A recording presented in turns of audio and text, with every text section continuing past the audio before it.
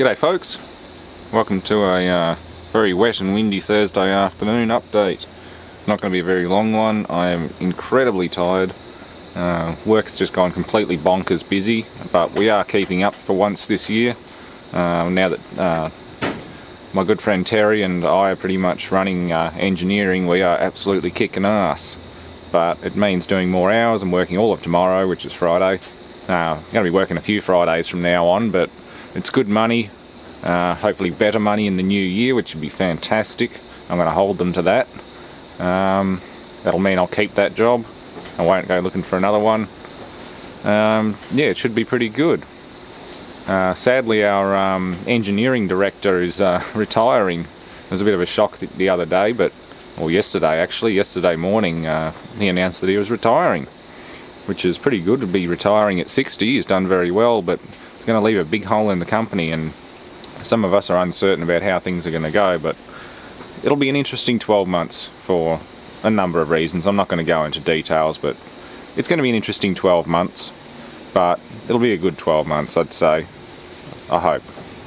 No buying stuff in from China, hopefully. They have to make a decision on that. Are they going to buy all the stainless stuff in from China, or are they going to get us to fabricate it? That's what we're worried about.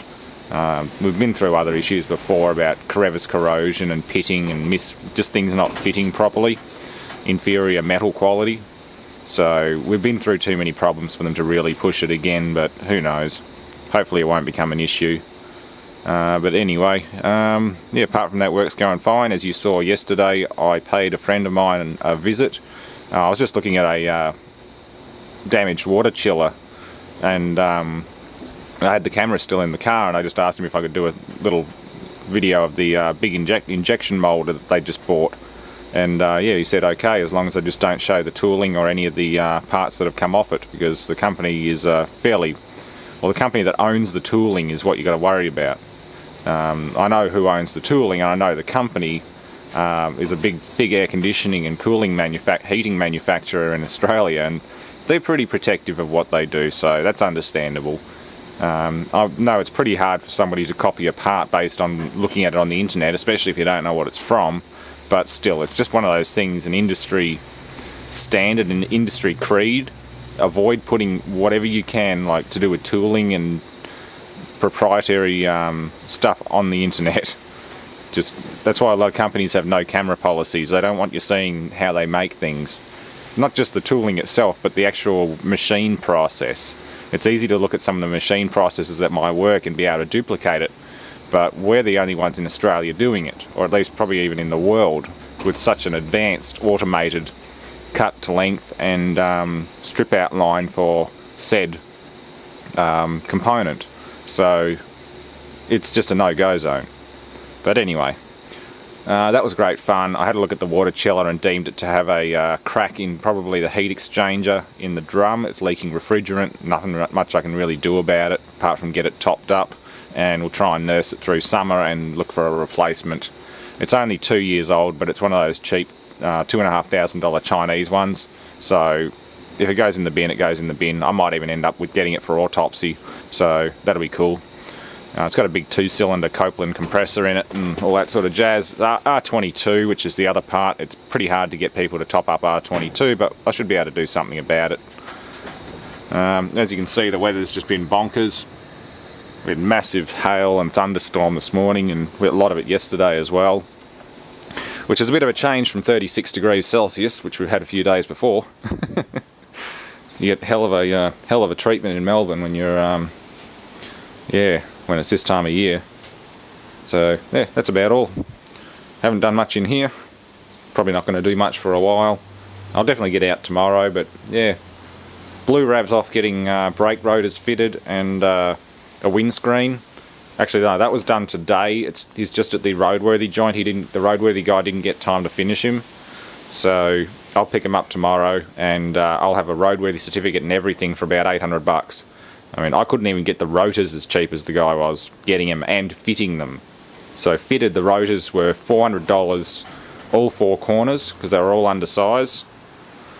And I ran the numbers through my head of what I'd already priced and what I'd already done, and I probably would have spent more money and had to fit them myself. So yeah, this guy gets bulk parts discounts, so it was a no-brainer just to say do it rather than messing around myself. I've already done a video on fitting rotors and things, so there's no point. Yeah, so I'll have blue with a full roadworthy certificate. I've got money for rego. Blue can be on the road basically for when Dad comes down, so I could even put the Ford in the backyard and start taking the head off. Because the head gasket on that's starting to go. It's starting to lose more and more coolant out the side of the block, thankfully. It's not going in the crankcase and not going in the cylinders. So the block itself should be fine. It probably already had the head off once. It looks like it's got a monotorque gasket or something on it, which wouldn't be factory.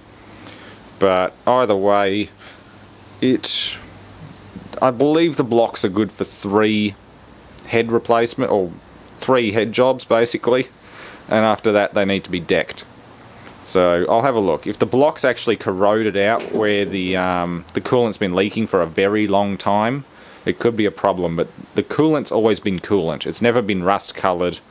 Even though Terry wasn't the best at taking care of it, he never let it like just run straight water or anything like that, so I don't have any reason to believe that the block would be badly degraded where the leak has occurred. But again, I can have a look at it.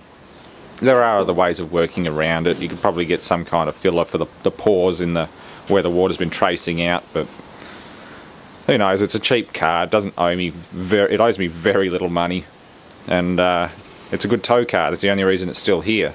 I could probably get $2 grand for it as it is in the condition that it's in, even with the head.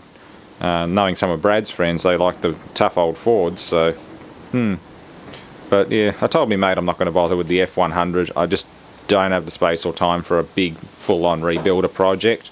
The engine does have to really be pulled down because it's blowing smoke, won't pass roadworthy. The valves will definitely be stuffed because it's running LPG.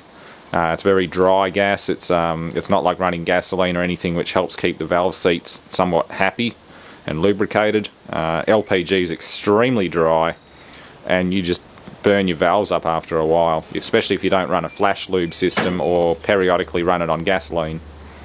So yeah, I don't know. If you still got it after Christmas and I'm starting to rake in the money again, I might have a look at it. But if he puts it on eBay or Gumtree over Christmas, I bet it'd probably sell. He wants 3 for it, so I'm more than likely it'll sell. There aren't many F100s available for that price. They're all costing a fair bit more. So anyway, that's about all for now. I said I was going to keep this quick. We're already up to 7.5 minutes. Almost 8 minutes actually.